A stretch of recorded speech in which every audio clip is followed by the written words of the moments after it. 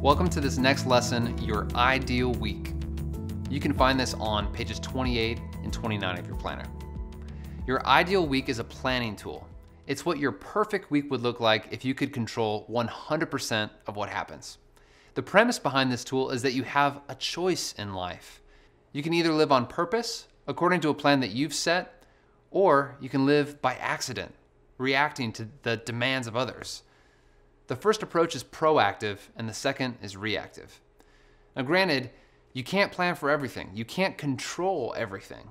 Things happen that you can't anticipate, but it's a whole lot easier to accomplish what matters most when you're proactive and you begin with the end in mind. And that's what your ideal week is designed to do. It's similar to a financial budget. The only difference is that you're going to plan how you'll spend your time rather than how you'll spend your money. And like a financial budget, you spend it on paper first.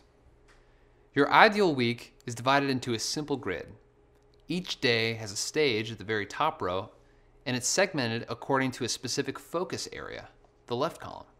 You'll enter first your daily stages. This is based on the metaphor Shakespeare used when he said, all of life is a stage. For our purposes, there's a front stage, a backstage, and an off stage. You're going to want to try to batch your activities based on those stages. It can be useful to batch similar activities together in order to maximize your focus and your productivity. Front stage activities are those things you get paid to do, whether it's by customers, clients, or in some cases, your boss. If it's your boss, these activities are the ones that are visible to your boss. Then there are the backstage activities. These are those things you do to prepare for the front stage, and they're typically invisible to your customers or your clients or maybe your boss. Then there are the offstage activities. Those are the things you do that have nothing to do with work. However, and this is important, they rejuvenate you so you can be more effective at your work. If you don't find this metaphor of the stage helpful, you could organize your week by themes.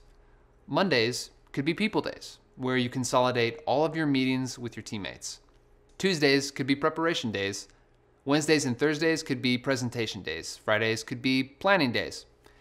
Do whatever works for you, but consider assigning day themes if possible.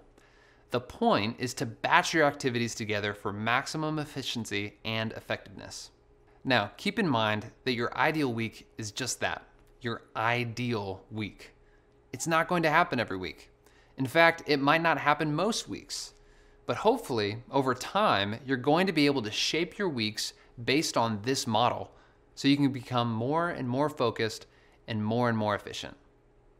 Once you've created your ideal week, it's good to share it with your teammates and your family. They can help you stick to your ideal week if they know what you're shooting for. If they don't know, they may inadvertently be undermining your efforts.